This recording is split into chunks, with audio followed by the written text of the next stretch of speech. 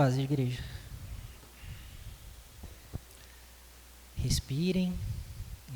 Vamos abrir nossa Bíblia em Romanos.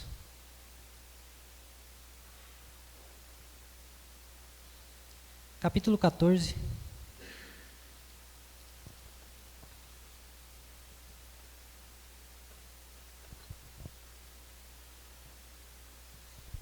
Romanos 14. Nós vamos ler dos versos 1 ao 12.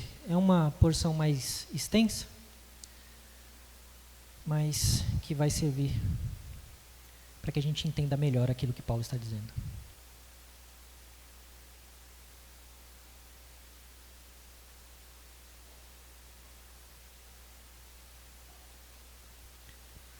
Romanos 14, do 1 ao 12. Diz assim a santa palavra de Deus. Acolham quem é fraco na fé, não, porém, para discutir opiniões. Um crê que pode comer de tudo, mas quem é fraco na fé, come legumes. Quem come de tudo não deve desprezar o que não come, e o que não come não deve julgar o que come de tudo, porque Deus o acolheu. Quem é você para julgar o servo alheio? Para o seu próprio dono é que ele está em pé ou cai. Mas ficará em pé, porque o Senhor é poderoso para o manter em pé. Alguns pensam que certos dias são mais importantes do que os demais, mas outros pensam que todos os dias são iguais. Cada um tem a opinião bem definida em sua própria mente. Quem pensa que certos dias são mais importantes, faz isso para o Senhor. Quem come de tudo, faz isso para o Senhor, porque dá graças a Deus. E quem não come de tudo, é para o Senhor que não come e dá graças a Deus. Porque nenhum de nós vive para si mesmo, nem morre para si. Porque se vivemos, é para o Senhor que vivemos. Se morremos, é para o Senhor que morremos. Quer pois vivamos ou morramos, somos do Senhor. Foi precisamente para este fim que Cristo morreu e tornou a viver, para ser Senhor tanto de mortos como de vivos. Você, porém, por que julga o seu irmão? E você, por que despreza o seu irmão? Pois todos temos de comparecer diante do tribunal de Deus. Como está escrito, por minha vida, diz o Senhor, diante de mim se dobrará todo o joelho e toda língua confessará. E toda língua dará louvores a Deus. Assim, pois, cada um de nós prestará contas de si mesmo diante de Deus. Vamos orar mais uma vez.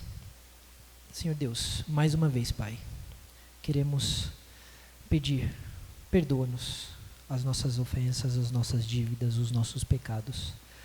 Perdoa tudo o que temos feito que não tem sido do agrado. Perdoa aquilo que deveríamos ter feito e não fizemos. Perdoa, Senhor. Transforma as nossas vidas, os nossos corações. Abra a nossa mente para que possamos ouvir, entender e gerar frutos a partir daquilo que ouvimos, Pai. Que o Senhor tire qualquer distração que venha tomar a nossa atenção da Tua palavra. Que possamos render-te um culto agora, Pai, único e exclusivamente a Ti e não a nós. Fala aos nossos corações. Usa-me, Senhor, apesar das minhas falhas, apesar das minhas imprecisões. Usa-me, Senhor. Fala conosco. Em nome de Jesus. Amém.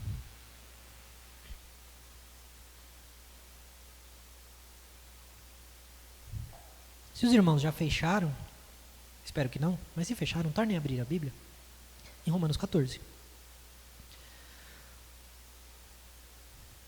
Respiraram?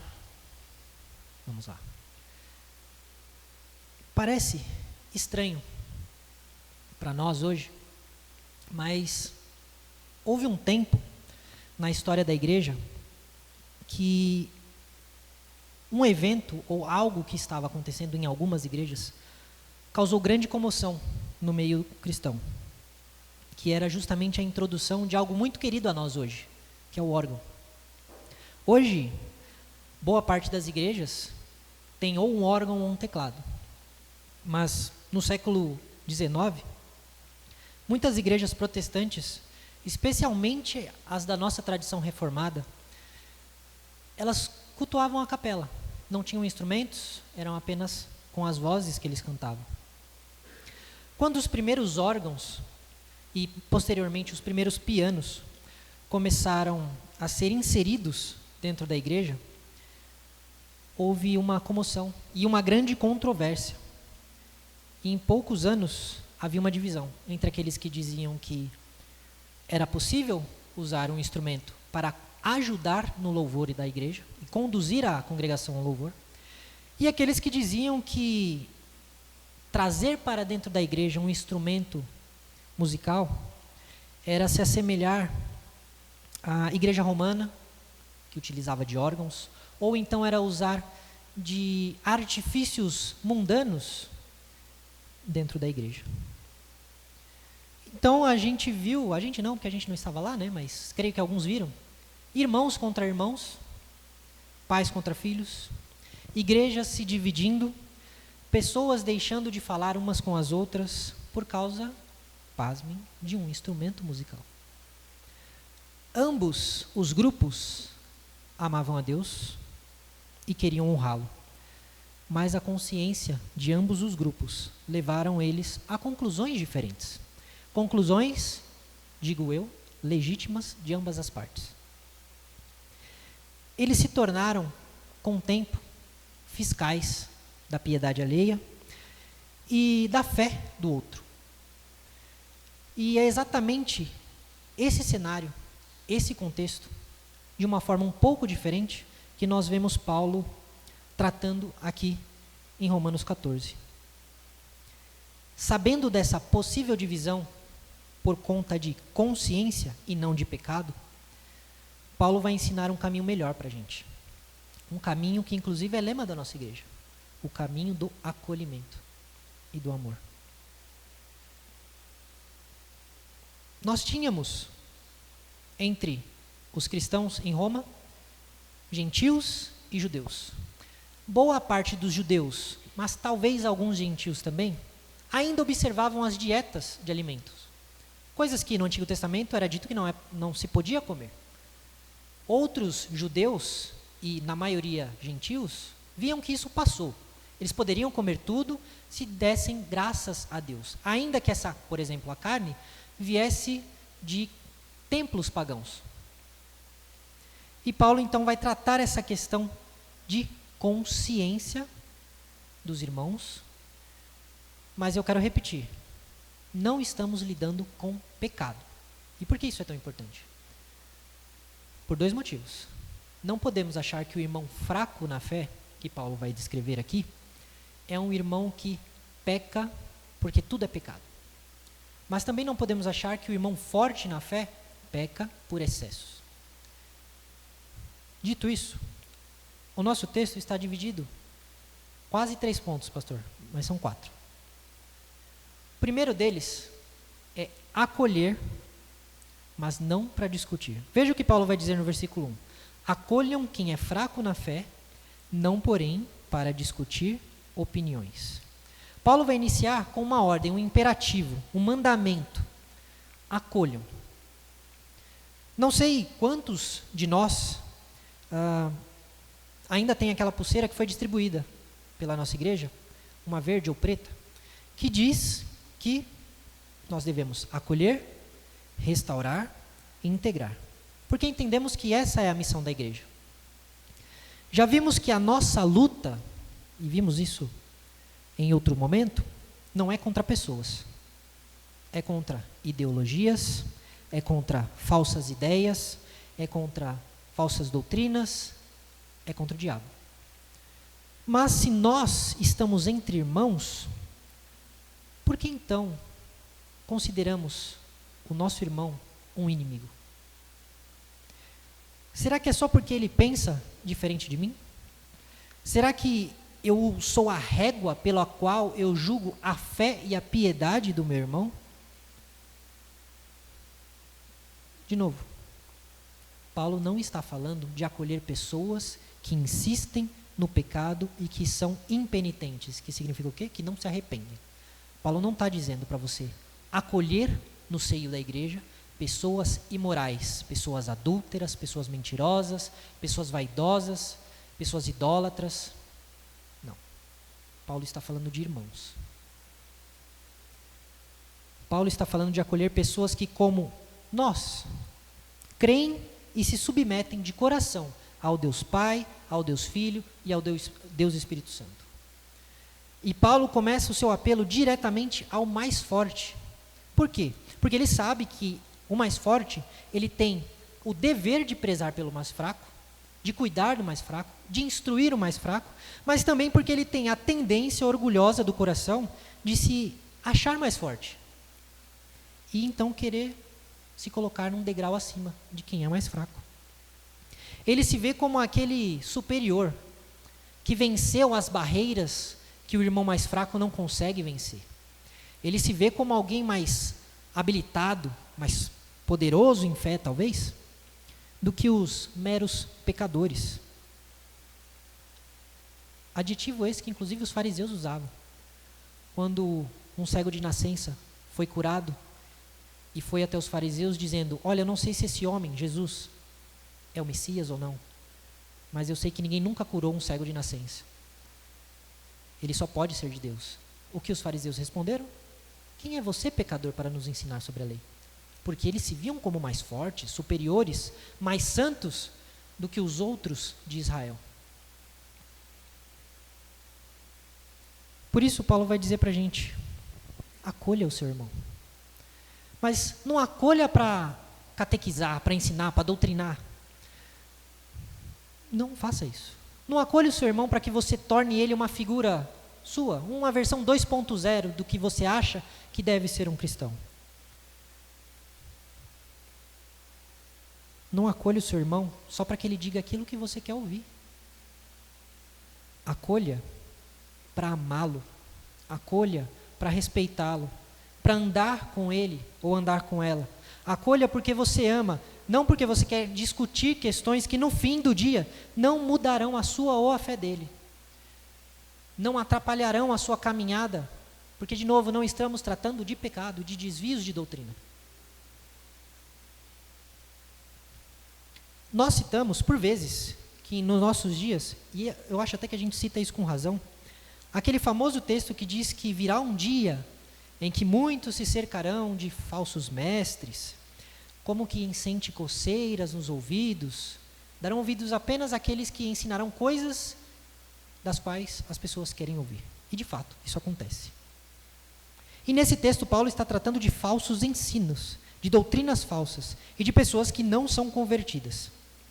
Mas, quando nós, que somos santos, somos salvos, que seguimos a Cristo, quando nós agimos com essa mentalidade para com outros irmãos, o que nós estamos fazendo? Quando nós conseguimos nos relacionar, aliás, quando nós só conseguimos nos relacionar com pessoas que têm a mesma opinião que a nossa, e quando nós só estamos abertos e aptos a sorrir, a abraçar aqueles que falam exatamente aquilo que eu quero ouvir. E quando não conseguimos ter comunhão verdadeira com o irmão nosso, porque ele disse algo que, de repente, eu não concordo. Pode até ser que tenha me machucado. Nós adoramos falar, por exemplo, da famosa geração mimimi. Numa geração que, de fato, é incapaz de ouvir críticas, é incapaz de ser contrariada, é incapaz de ser confrontada ou, quiçá, de ter pessoas de opiniões diversas junto delas. Pessoas que são intolerantes. Nós falamos muito disso. Mas quando dói no nosso calo, é diferente. Eu sei porque comigo é assim. Quando é sobre algo precioso a nós, que nós consideramos muito, nós somos os primeiros a repelir, a afastar as pessoas da gente, a nos afastar delas, a virar o rosto, a fechar as portas das nossas casas. De novo, eu não estou falando de pecado. Nós precisamos acolher os nossos irmãos, não para discutir opiniões. Precisamos acolher o fraco, não para provar que temos razão, que ele não sabe do que ele está falando. Calma, se ele não sabe, Deus irá ensiná-lo. Talvez através de você, talvez não. Mas acolha para integrar e acolham para amar. Não para provar que vocês têm razão. Agora é hora do famoso... Quem me sabe? Quem me conhece? sabe. Vou fazer uma confissão aqui para os irmãos. Quem conhece, sabe que por vezes eu sou uma pessoa intransigente. Né, pastor? Que eu sou uma pessoa teimosa. Eu sou difícil de convencer. Eu sei disso. Por um lado, isso me ajuda. Quando? Isso me ajuda a não ser atraído por qualquer tipo de discurso que eu ouço por aí. Por qualquer mestre novo que apareça, dizendo coisas que ninguém nunca disse antes e que todo mundo está amando. Eu geralmente já ouço com os 2 pés atrás. Mas isso também é ruim. E eu sei disso. Porque isso pode ser uma arma apontada contra mim e contra os irmãos. Porque muitas vezes os irmãos precisam me corrigir. Muitas vezes, não poucas, eu estou errado. E eu preciso saber que eu estou errado. Mas muitas vezes, eu sou teimoso. E eu peço, de coração, não sejam como eu. De verdade. Sejam melhores do que eu. Sejam como Jesus. Sejam como Cristo. Que não acolhia para discutir, não acolhia para humilhar, não acolhia somente aqueles que estavam prontos e preparados para repetir tudo aquilo que ele disse, mas acolhia todos aqueles quem ele desejava amar, trazer para perto, ensinar e andar junto.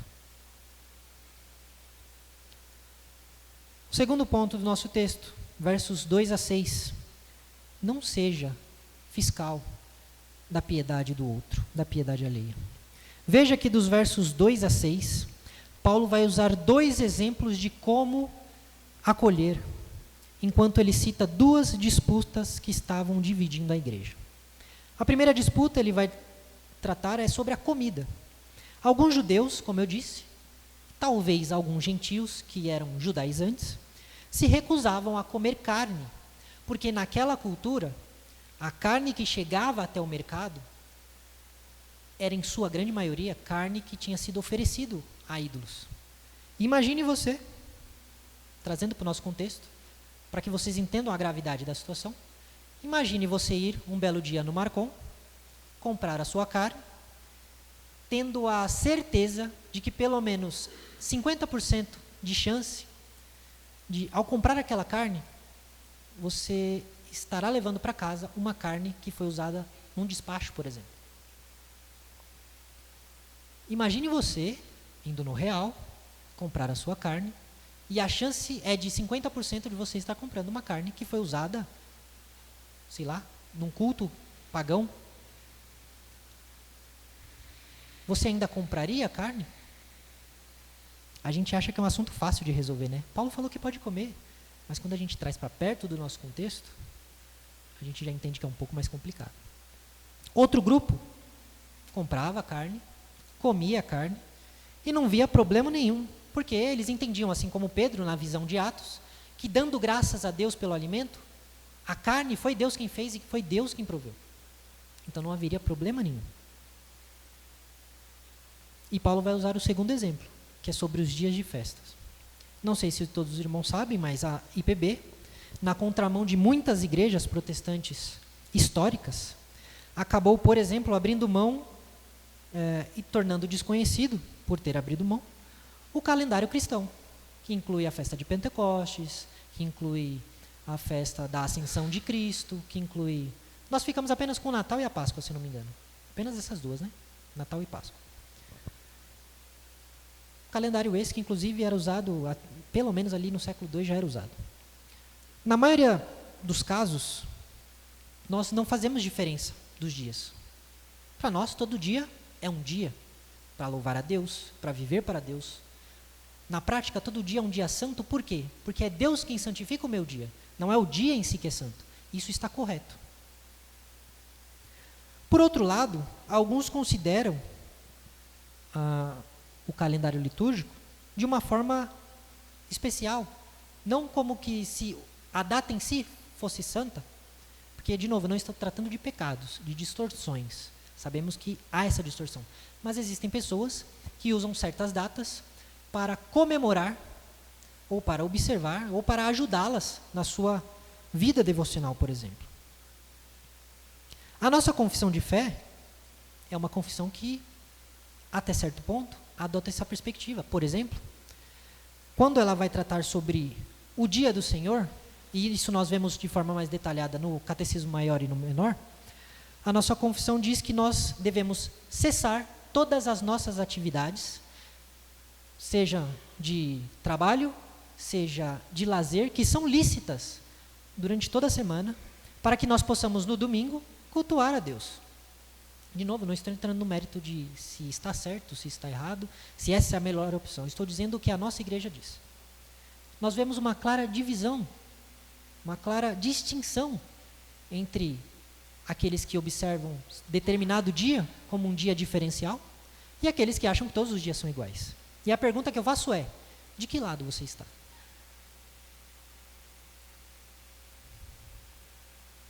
No versículos 5 e 6, o apóstolo recomenda que cada um de nós devemos estar bem conscientes do nosso propósito, ou daquilo que nós acreditamos. E o que ele pretende aqui é que os cristãos nada façam, se não creem. Calvino vai dizer que nós não devemos fazer nada se nós não crermos com certeza que aquilo é, antes de tudo, um ato de adoração a Deus. Então, se eu guardo o domingo para o Senhor, eu tenho que guardar tendo a certeza e a convicção de que é isso que Deus espera de mim. Se eu não guardo, se para mim todos os dias são iguais, e eu trabalho de segunda a domingo, peraí, que aí eu estou quebrando o mandamento que é do descanso. Mas se eu não tenho essa diferenciação do domingo, às vezes o meu dia de descanso é na segunda, às vezes é na quarta-feira, às vezes é no sábado, às vezes é na sexta-feira. Eu tenho que fazer isso com a plena certeza e convicção de que eu faço isso para o Senhor. Devemos sempre ter em mente que o princípio genuíno de viver consiste em que o homem dependa da vontade de Deus e não permita que mova sequer um dedo, caso não tenha certeza ou vacile na sua mente. Não observe o domingo se você duvida que de fato você deve observar. Não trate todos os dias como iguais se você acha que não deve assim fazer. Não coma a carne que foi sacrificada a ídolo se você acha que você vai estar pecando se você fizer isso. É isso que Paulo está dizendo. Tenha certeza daquilo que você acredita, da fé que você tem. Seja você forte, seja você fraco. Porque Paulo aqui está falando com os dois. Martinho Lutero, na Dieta de Worms, em 1521, disse o seu célebre discurso: a menos que eu seja convencido pelo testemunho claro das Escrituras, ou por uma razão simples, pois não confio nem em Papa, nem em concílios, uma vez que é sabido que eles frequentemente erraram e se contradisseram, eu sou cativo às Escrituras e minha consciência está cativa à palavra de Deus. Não posso e não vou negar nada, pois não é seguro nem correto agir contra a consciência.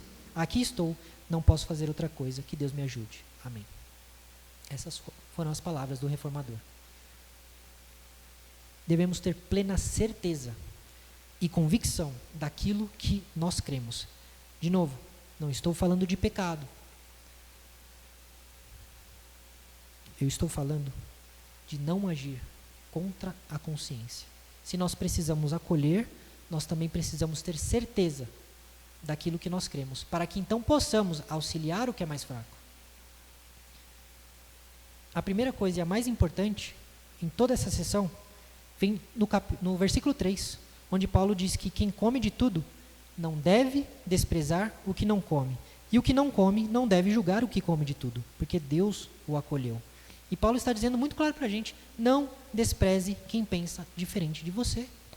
Não cabe a mim ou a você desprezar ou julgar o irmão que fez aquilo que nós, por preferência pessoal, desaprovamos. Aqui Paulo está dando um ponto de equilíbrio, tanto para o fraco não ser oprimido pelo orgulho do forte, quanto para o forte não ser anulado e oprimido pela fraqueza do irmão mais fraco. O forte tem o dever de abrir mão daquilo que lhe é permitido por amor ao irmão mais fraco. Porque se o que você faz, ainda que for permitido, que for lícito, for motivo de tropeço, e escandalizar é tropeço, não é, meu Deus, estou chocado, é tropeço. Então você pare de falar isso, pare de fazer isso. Mas se o mais fraco usar desse texto para dizer, eu não acho isso certo, você tem que parar de fazer isso aí, no sentido de que ele quer oprimir aquele irmão mais forte, para que o irmão mais forte se anule por conta do irmão mais fraco, então o irmão mais fraco tem que saber que ele não pode usar da sua fraqueza para impor a sua opinião para os mais fortes. Porque a relação é de amor. Não é de quem pode mais. Não é de quem, no fim do dia, vai ter razão. O nosso dever, seja forte, seja fraco, é acolher, é amar, é respeitar. A maioria das nossas discussões, e eu digo isso com convicção, a maioria das nossas discussões, das nossas rixas, dos nossos desentendimentos, das nossas divisões, seriam facilmente resolvidas se nós tão somente amássemos e acolhêssemos uns aos outros. Se nós respeitássemos o direito de uns dos outros de pensar diferente naquilo que nos é permitido. Isso nos leva a uma autoanálise. Por que é tão difícil para mim amar o meu irmão? Por que para mim custa tanto obedecer a um mandamento claro de acolher o meu irmão? Será que na minha forma de agir eu não estaria desprezando ou julgando aquele por quem Cristo deu a sua própria vida? E se eu estou, quão grande é esse meu pecado de desprezar alguém por quem Cristo morreu? Porque é tão difícil enxergar o valor do outro a partir do momento em que o outro não é quem eu gostaria que ele fosse. No fim das contas, quem eu amo? O meu irmão ou o meu ideal de quem ele deveria ser? A construção que eu fiz na minha cabeça. Olha só como é o meu coração, o nosso coração. Vou abrir meu coração de novo com os irmãos, aproveitar. Hoje é dia de confissão de pecados. O versículo 5 me intrigou quando eu estava estudando esse texto. Porque no versículo 2, Paulo deixa muito claro quem é o forte e quem é o fraco. O forte é quem come de tudo. O que não come de tudo, o que come só legumes, Paulo chama de fraco.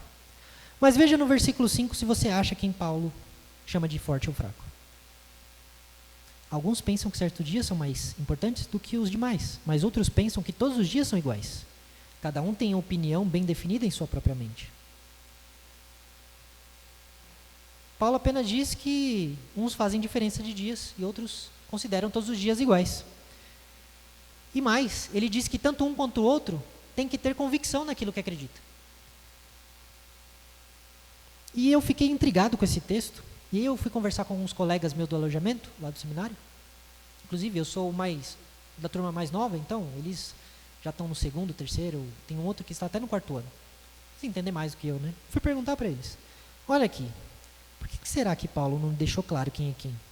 Porque dependendo de quem for o irmão mais forte e quem for o mais fraco, isso muda muita coisa. Se o irmão mais forte for aquele que faz diferença de dias, a gente entende que fazer a diferença de dias é o objetivo a ser alcançado. Porque nosso objetivo é ser forte na fé. Mas se a gente entender que o forte é não ter um dia como diferente dos outros, então é o oposto. O irmão mais forte é aquele que considera todos os dias iguais. E aí eu fui para comentarista, eu fui atrás de pesquisa, eu fui atrás de artigo, até para IA eu perguntei. E enquanto eu lia, creio eu, o Espírito Santo me disse o seguinte: por que você está perdendo tempo com isso? Por que você está querendo achar o que eu não disse? E aí eu entendi. Veio uma luz na minha cabeça. Do que me importa quem é o mais forte, quem é o mais fraco nessa história?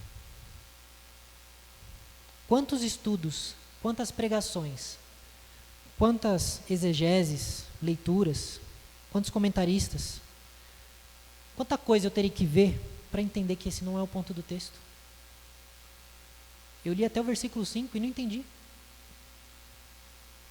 Enquanto meu coração estava empenhado em descobrir quem é o mais forte para poder descobrir se eu sou o mais forte ou não,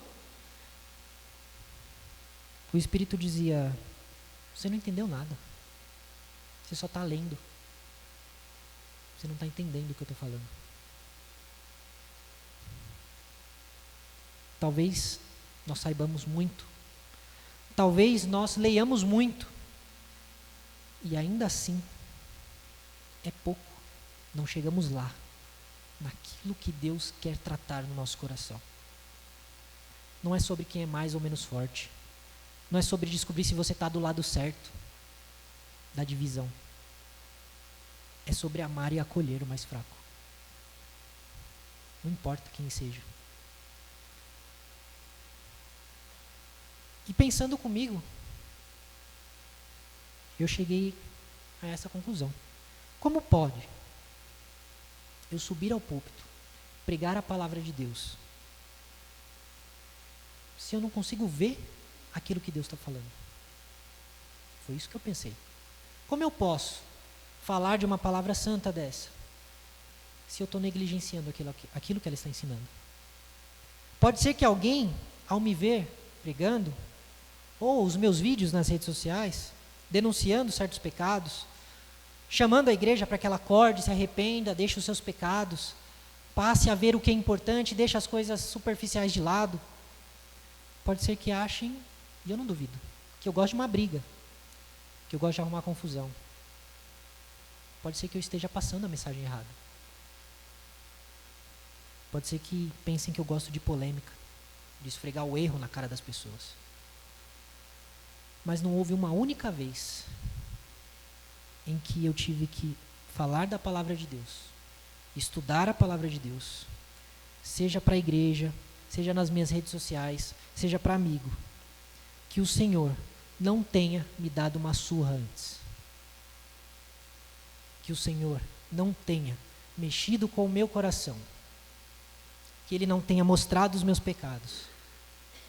Que Ele não tenha escancarado na minha cara quanto eu sou mau, o quanto eu sou falho, o quanto muitas vezes aquilo que eu estou dizendo, eu estou fazendo, e o quanto eu também preciso mudar. Eu não sou melhor do que os que cometem essas coisas. Eu não sou melhor do que nenhum dos irmãos e das irmãs aqui. Eu não sou maior, nem de estatura, né? Nem de espiritualidade. Muito pelo contrário. Não duvido.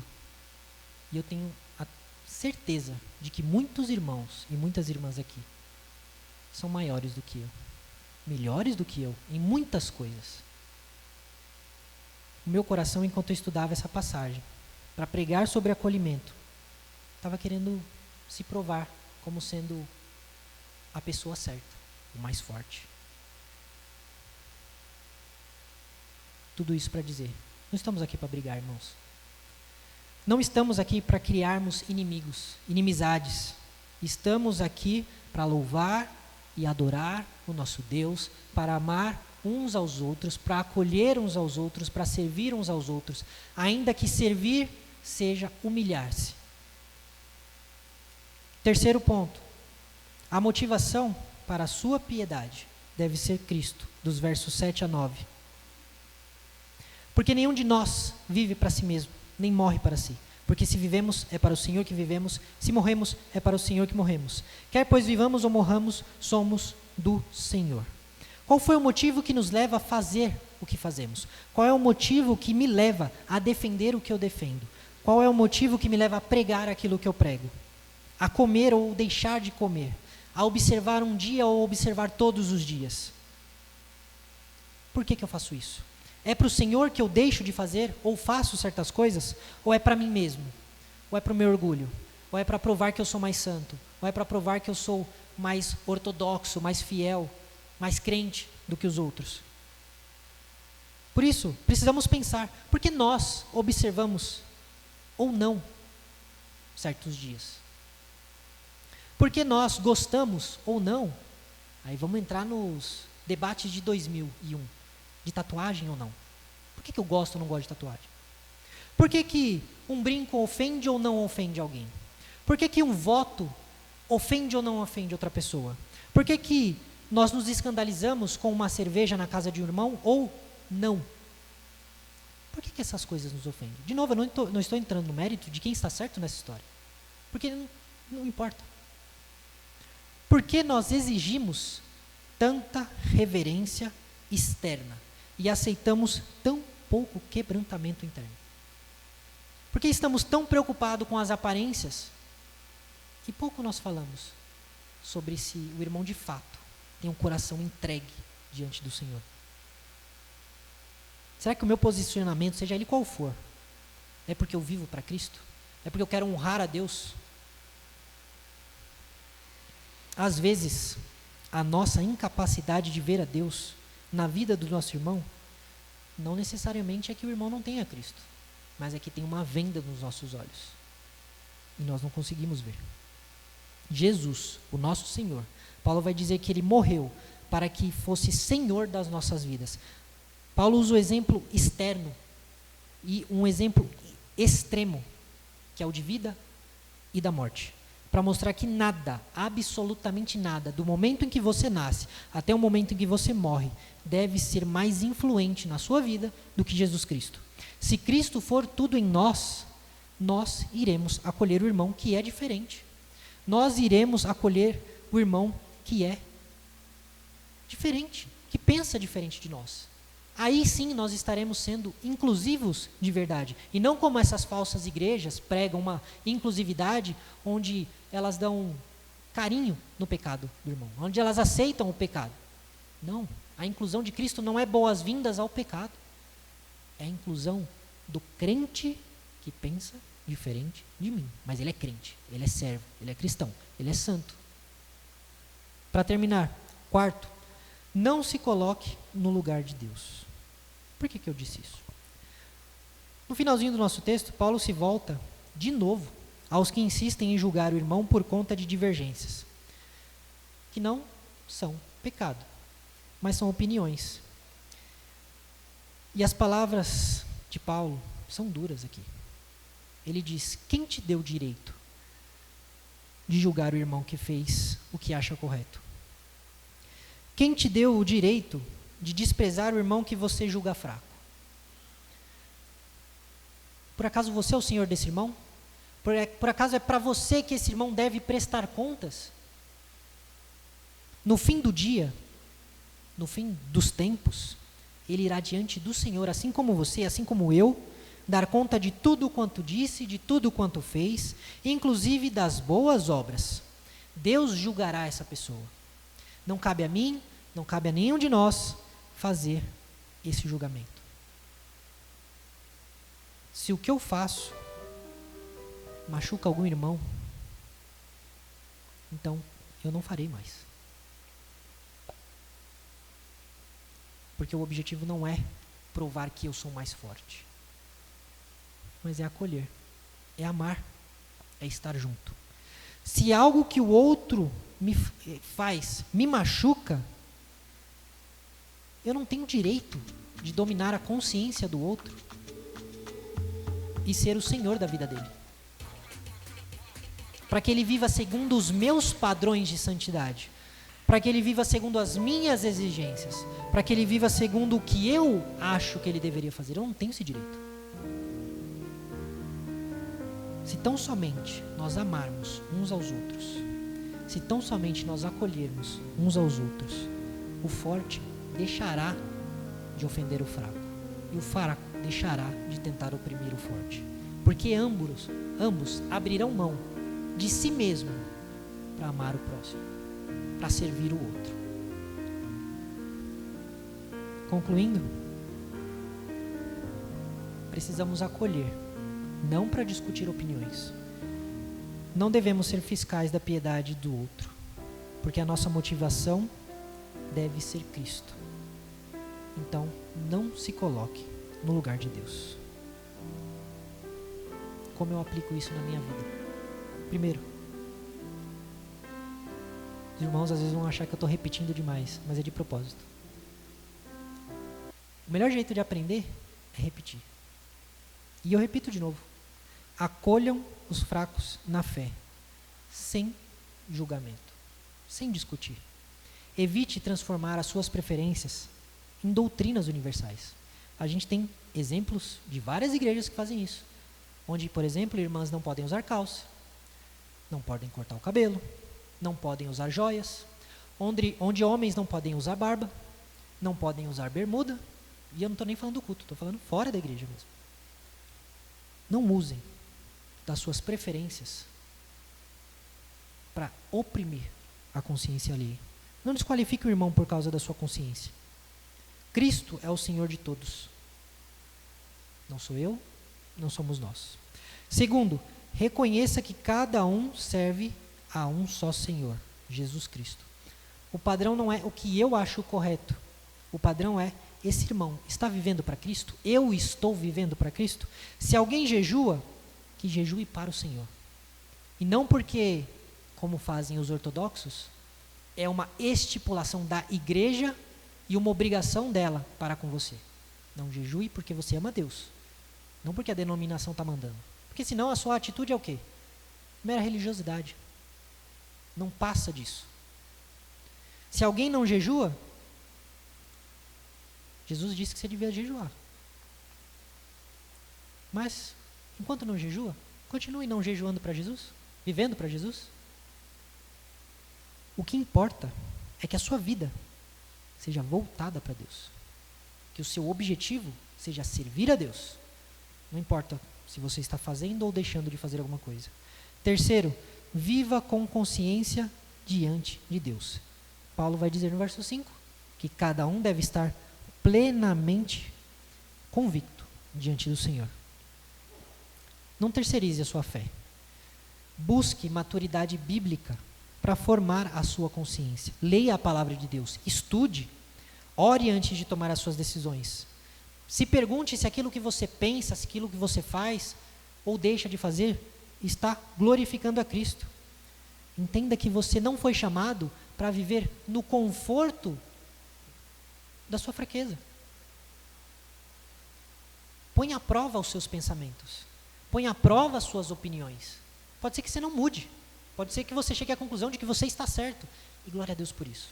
Mas pode ser que, à luz das Escrituras, você entenda que, bom, o melhor caminho é esse. Mas há possibilidade também do meu irmão viver dessa forma. Entenda que você não vive para si mesmo. Suas escolhas têm impacto na comunidade. Quarto, lembre-se do tribunal de Cristo. Um dia, todos nós compareceremos diante do trono de Deus. Então, antes de julgar o irmão, lembre-se de que você será julgado. Eu tenho pecado suficiente para ter que tratar diante de Deus.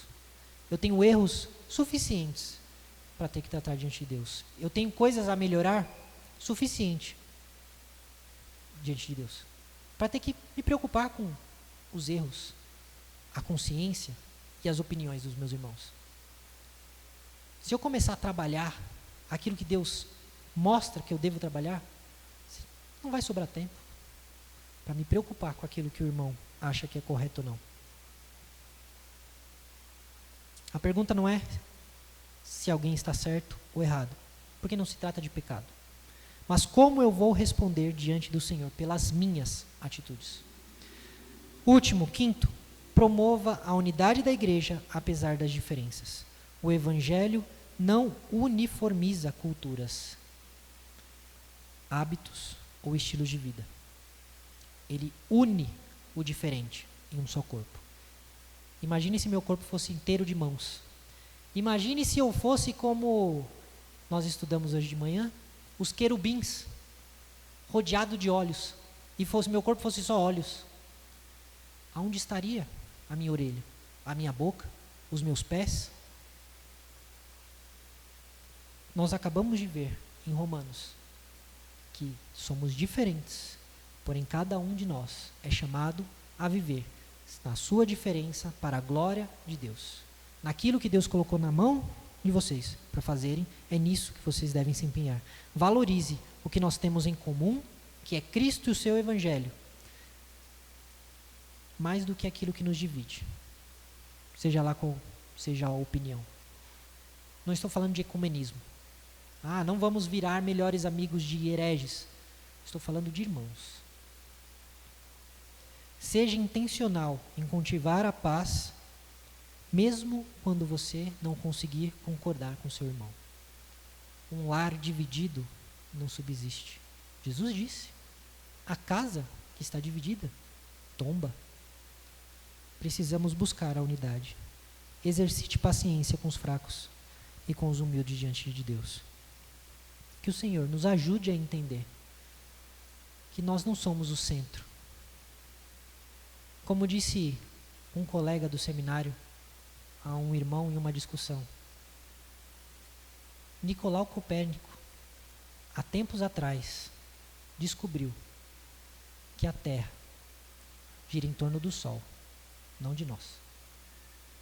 Nós não somos o centro das atenções. A nossa opinião não é a opinião que o irmão deve seguir. Você é livre, irmão, para adorar a Deus na sua individualidade, desde que você siga o Evangelho de Cristo. Você é livre. Que o Senhor nos dê a humildade para entender isso e para aceitar. Amém?